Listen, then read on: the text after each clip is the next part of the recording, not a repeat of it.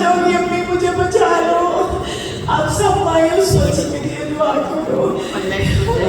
आज 1 साल हो गया उसको मेरे पास आए हुए, उसके अपने हैं सारे, लेकिन वो छोड़ गए।